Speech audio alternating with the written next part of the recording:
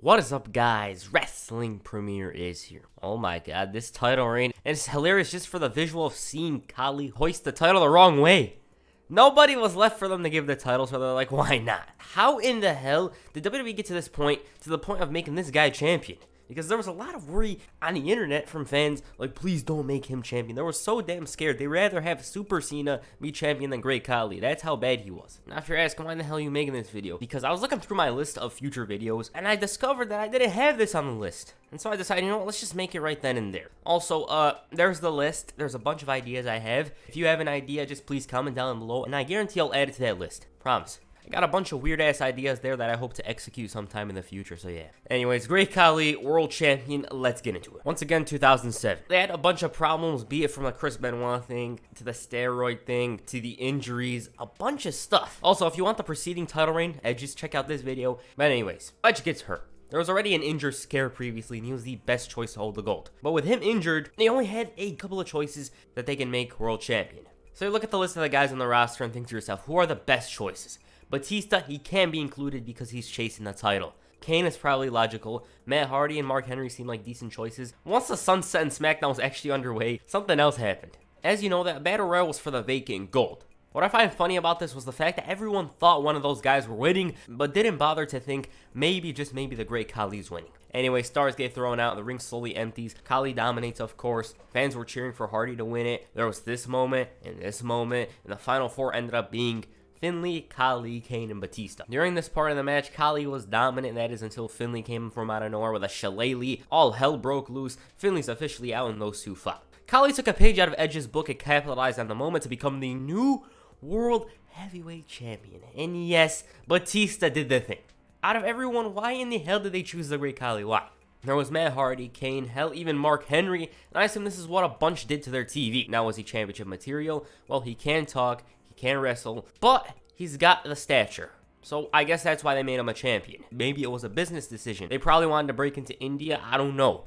But they felt he was the best choice to win the title, or Vince just liked him. I will say though that as a kid, I thought he was unstoppable. But yes, July 20, 2007 was the day the Great Khali became champion. In the back, Khali said some words. He's proud of his accomplishment. What chants were in response to every sentence he uttered. And Ranjan Singh, his translator, explained what he said. Khali said that in India, there's fireworks, parades, and excitement for this title victory. Basically, what he was trying to say is that Khali was the pride and joy of India. And best of all, this title reign is going to be a title reign of total dominance. Then Khali shouted he's a world champion, and yeah. Say what you will about his talent, but you can't deny that guy was very happy to win the title. Just look at him. Anyways, just a couple of minutes later, Vicky Guerrero reminded Teddy Long of another dilemma, that being the Great American Bash.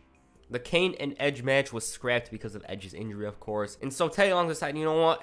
We're going to have a #1 contenders match, Batista versus Kane, winner goes to the Bash. So those two go out there and kill each other, and Khali runs in and causes the DQ. The two guys ended up teaming up to get rid of him, and out came Theodore Long to solve this mess. He announced that Khali's facing both of them at the Great American Bash. Now, if you ask me, I feel Kane deserved a little run. He was always working hard to get talent over, and it would certainly bring back some value in beating him. Anyways, the match at the Bash was pretty forgettable. Of course, Khali dragged it down. He was dominant in the beginning, but the babyfaces had to slam him through the table to have any sort of chance. Those two had a mini-match. It did get cooler as time went on, though. At one point, Kane chokeslammed Khali, and the fans actually believed there was a chance. Batista even hit the spinebuster at one point. Near falls. It wasn't bad. It's just Khali isn't a good worker. I think it definitely would have been a barn burner with anyone else in this position. Near the end, Batista hit the bomb, but Khali stole the victory by dragging him out and throwing him down. Then Kane took the double-barrel chokeslam, and that's all she wrote.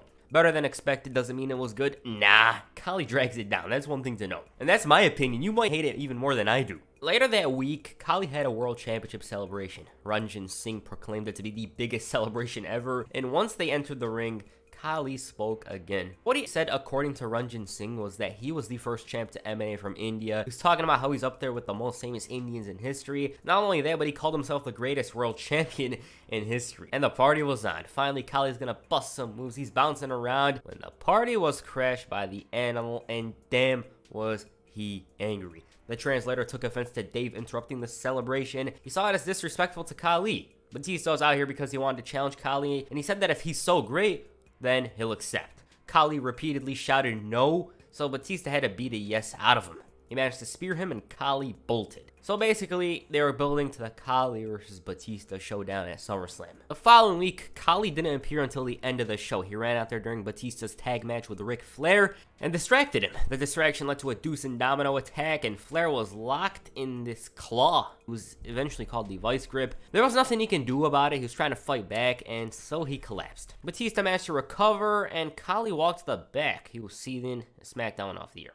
The next week, Batista was the victim of the vice grip. After Batista's match with Domino, Khali's shouting on the Titantron for him. They showed footage of that vice grip, and he promised to do the same to Batista at SummerSlam. That wasn't even it, though. Ric Flair faced Khali in the main event. Nature Boy tried to stay in it, but Khali had top-notch psychology. He was focusing on isolating and decimating that shoulder, and there was a point where there was some belief that maybe Flair could get it done. But not only did Khali cancel this, he buried any hope of Flair even getting up. And for the first time ever, the vice grip got him the W. Despite this, Khali kept the vice grip locked in. Batista chance intensifies, and out he came. He was all fired up, but he was caught in the damn claw. The fans were rooting for him to fight back, but he was unsuccessful. Khali put him to sleep, and SmackDown ended with Khali atop a fallen animal. Seeing as he was utterly destroyed, Batista addressed the events of the previous SmackDown. He was talking about how he had all week to think about the incident. He was basically selling as Flair dying.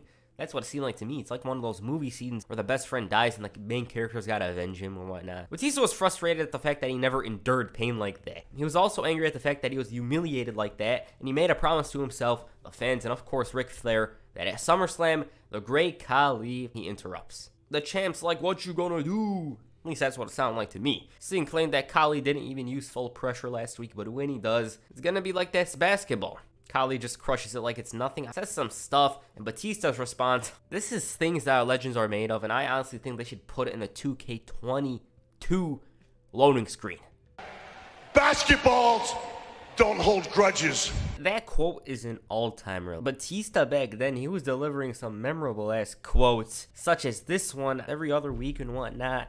And the guys on the internet were just laughing their asses off at it. I mean, it is funny. Basketballs don't hold grudges. All jokes aside, Batista said that Khali isn't going to be in the ring with a baseball at SummerSlam. He's going to be in the ring with an animal. At the end of the night, Khali once again faced Kane in the main event. The claw was still the move of the month. The crowd was intense for this match by the sounds of it. And yes, Khali did win. Right after the match, Finley's beating on Kane, and Batista ended up making the save before going after the champion. Even though he had loads of momentum, the claw stopped him dead in his tracks. The fans were stomping their feet trying to rally him on, but it wasn't to be. Khali was basically proving himself to be the toughest task for Dave Batista. In terms of booking, he's already way better than Jack Swagger. On the final SmackDown before SummerSlam, however, the animal finally stood tall. Khali tried making an effort to attack him, and initially did succeed. That's my reaction to watching one of Khali's matches. Just as Khali's looking for that damn vice grip, Dave blocked it, low blowed him, and speared the hell out of him. He then delivered several rights on the Giant, and Batista was finally in control, but Finley got involved. Still not enough, though, to knock him down.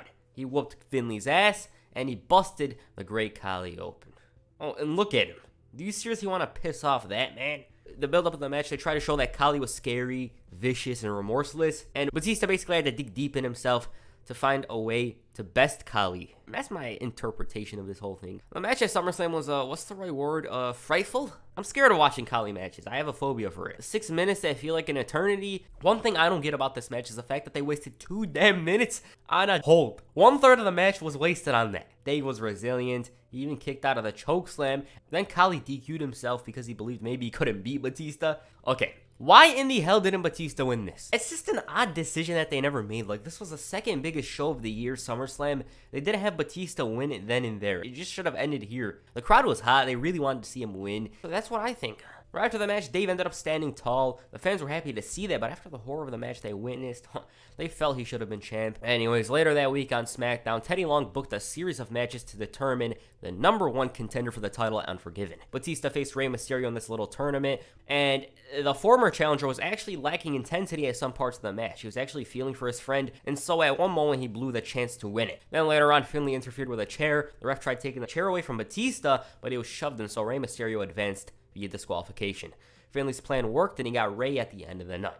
Winner goes to Unforgiven. Mysterio still left from out of nowhere to punch his ticket to Memphis, but before he could drink it in and celebrate, the great Khali came out. Oh, and look at the size difference. The douche just shoved Rey like that. Luckily, Batista made the save before the champ can hook the vice grip. Hell, Rey even hit the 619 and Dave hit the spear to send him running. They always had that sibling relationship, you know. Batista wasn't going to let anyone disrespect his little bro.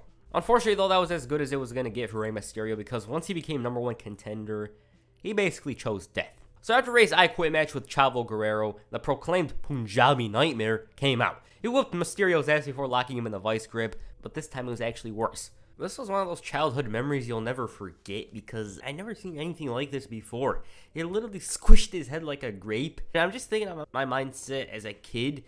It's crazy. It's crazy to think about. I mean, I've heard a bunch say this traumatized them. It didn't traumatize me, but it's just crazy looking at it. They really tried to sell Khali as a scary monster, and I hated the damn bastard. Batista tried to make the save and managed to get rid of him, but the damage was already done. The commentary team toned down their voices. The crowd was in shock. They couldn't believe what they witnessed at all. I mean, when was the last time they seen something like that? At the time as a kid, it's just a crazy moment. Obviously, I thought it was blood. In the back, Teddy Long shouted at Khali for his actions and told him that if Rey does make it to Unforgiven, he won't be alone, because Batista's in the match and the champ was pissing himself. See, Batista gets another rematch. Damn, he had 7 rematches up to this point. This wasn't even the end of the year. That's what I find funny.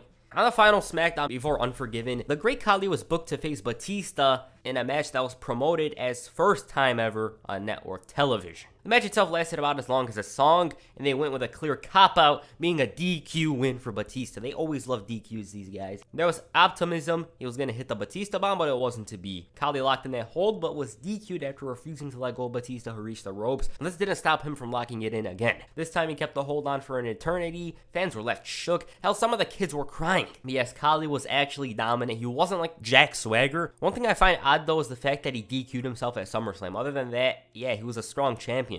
Now, the match Unforgiven, in my eyes, this is my eyes. You guys might absolutely hate it. You might like it even more than I do. It was decent. I remember on last viewing enjoying it. The reason why is because, first of all, it wasn't that long, and obviously number 2 was because Batista and Rey made it more interesting. Great Khali's matches work way better when he's in there with others. A bunch of his matches, be it chamber, triple threats, they're much better with other guys working around him. Anyways, he got rid of Batista and nearly murdered Rey for 3 minutes. As he's looking for the vice grip, Batista finally runs in. The crowd was exciting, which is something I noticed in every Batista and Khali match. Like, say what you will about their matches, they may have sucked, but one thing that was very interesting to me when watching them while making this video is the fact that there was fans that were actually excited for this kind of stuff. Rey hits the 619 on both men, almost wins the entire thing, but Dave grabs him and hits the Batista bomb atop Khali. Once both of them recover, the animal shoves Rey to the outside and spinebusters Khali. 1, 2, 3, finally. That was a fun ending. The entire crowd, by the sounds of it, were loving Batista in contrast to Cena on Raw. Maybe that could be attributed to Khali being champion, who knows, but yeah, his reign of terror was finally over. It did take Batista 79 tries, including 78 cheat codes, but still, it was over. What I find funny about this match was the fact that in my eyes, it was better than the Raw World title match, which had 2 talented stars that were already delivered on pay-per-view previously, yet failed to deliver on this night. Right after the match, the animal meets the game. He congratulates him and says that it's one thing to win it, but it's another thing to keep it. And so that's the great Khali's title reign. Man, it was bad. He couldn't talk nor move. The only thing he had going for him was his stature. He might go down as the worst world champion in history, and in my eyes, he's definitely up there with Jack Swagger. He's definitely up there, but I think Khali is much more strongly booked than him, because obviously he's a giant and whatnot. And he was legit, you know what I mean? Yeah, if you want the Jack Swagger one, check out this video. Anyways, now say I was given the choice of who should be world champion, who am I gonna choose? It's hard to say, but I think I'm gonna go with Kane. I'd have him turn heel. He hadn't turned heel in like 4 years. Start causing chaos, and Batista chases him for the gold. Hell, you can maybe even have The Undertaker face him at No Mercy or something, in a casket match or whatever. But looking at this, the WWE were really stuck in this situation. You couldn't just hand the title back to Batista. I mean, if you do, what's gonna happen next? They could have searched for stars in the other brands, you know. There was Umaga. He was IC champion, but you could have him drop it. There was Finley. He could have been a good champion. JBL. If this happened 6 months later, I'm pretty sure he would have won the title, guaranteed. Mark Henry, he gets injured a lot, and it wasn't proven. That's what I think. Those are the 4 or 5 guys I came up with that could be champions during this summer of 2007. Positives from this run. Khali was booked strongly for the most part. He was scaring the guys, crushing their heads and whatnot. But I did find the SummerSlam thing odd that he got himself DQ'd. The ratings, they didn't fall. People who are saying that the ratings went into the trash during this run, well, they're lying. SmackDown did fall a bit after Edge left. They were an average of 2.47 during his title run, and Khali's was a 2.42. Ratings didn't really fall that hard compared to other champions. So yeah. What do you guys think of this title reign? Please comment down below. And that's it for this video. Make sure you hit a Khali chop on the like button and perhaps a vice grip on the subscribe button. Peace. I'm out.